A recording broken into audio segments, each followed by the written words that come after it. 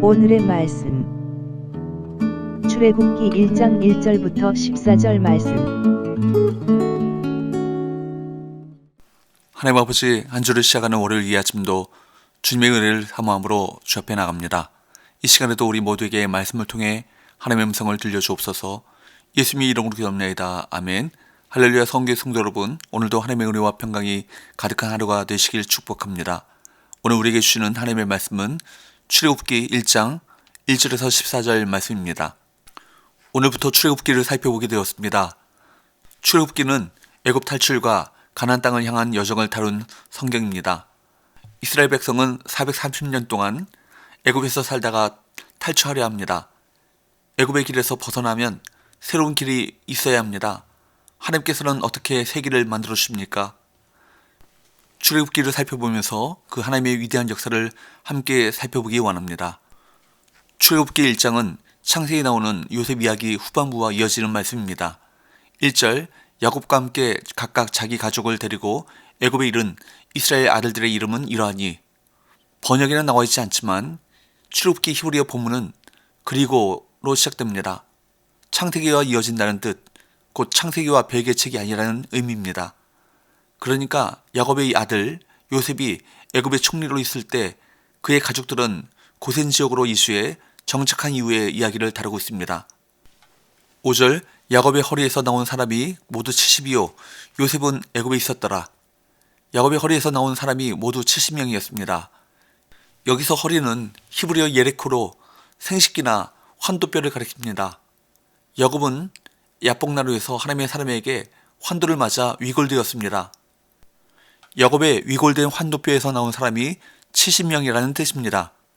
그들은 고센에서 생육하고 번성하고 매우 강하여 온 땅에 가득하게 되었습니다. 저자는 이스라엘 백성이 얼마나 큰 민족을 이루었는지 5번 반복하며 강조합니다. 출애굽 당시 여자와 어린아이를 제외한 장정만 60만이라고 했으니까 여자와 어린아이를 포함한다면 보수적으로 잡아도 200만 명이 넘는 숫자가 된다는 의미입니다. 야곱의 위골된 환도뼈에서 나온 70명이 세월이 지나 200만 명이 넘는 대민족을 이루었습니다. 위골된 환도뼈, 곧 연약한 인간에게서 한 민족이 나왔다는 것은 모든 것이 하나님의 주권적인 역사였다는 사실을 우리 모두에게 말씀하고 있습니다. 야곱의 가족들은 먹을 것이 없어 애굽에 갔는데 그곳에서 하나님의 큰 역사를 이루셨습니다. 하나님이 아브라함에게 약속하셨던 말씀, 창세기 12장 2절 말씀이 이제 성취된 것입니다. 하나님께서는 실수가 잦았던 아브라함, 소심했던 이삭, 위골된 환도뼈를 가진 야곱, 버림받았던 요셉을 통해 언약을 이루시고 이스라엘을 대민족으로 만드셨습니다.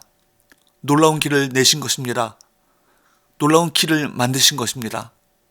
하나님께서는 연약한 인간을 통해 역사하십니다. 그런데 8절 말씀에 보면 요셉을 알지 못하는 새 왕이 애굽의 왕이 되었습니다.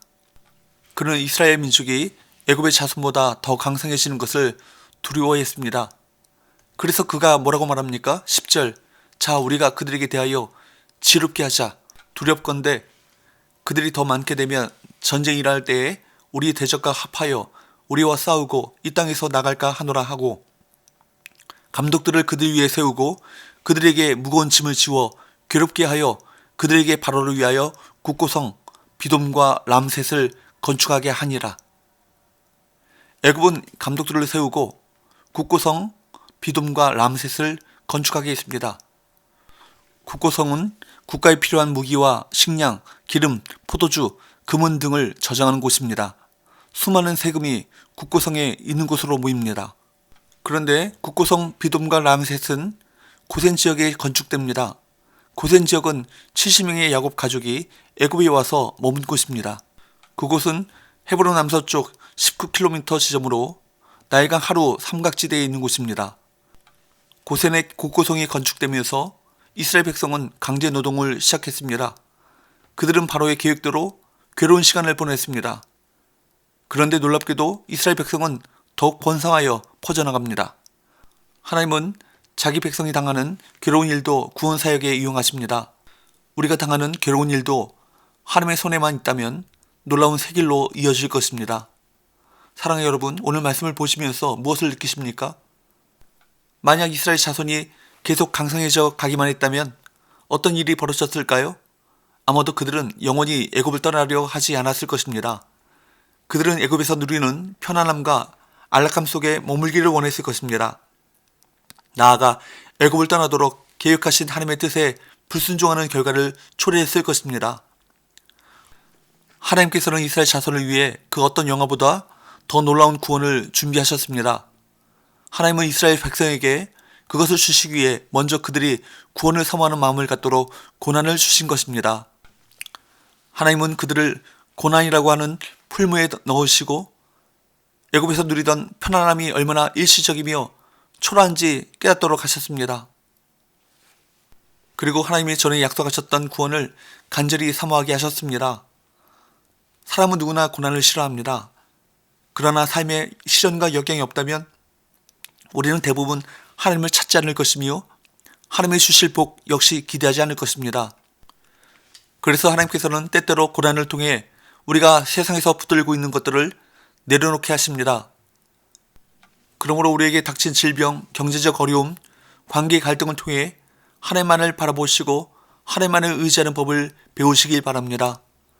하나님이 함께 하심으로 경험하게 될 새로운 복들을 더욱 사모하시길 바랍니다. 하나님의 백성은 고난을 통해 놀라운 복을 경험하게 됩니다.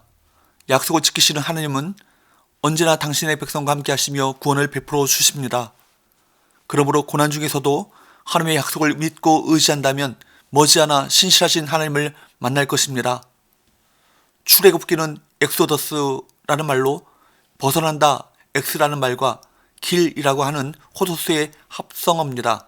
즉 엑소더스는 길에서 벗어나다라는 뜻입니다. 하나님은 자기 백성을 고통과 죄와 사망의 길에서 벗어나 새 길로 나아가게 하십니다.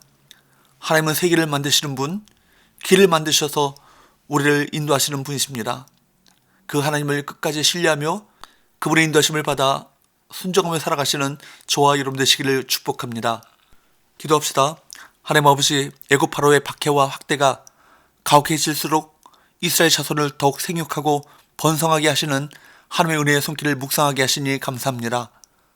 고난 속에서도 길을 만드시며 그 길을 통하여 우리를 인도해 가실 하나님을 더욱 신뢰하게 하여 주옵소서.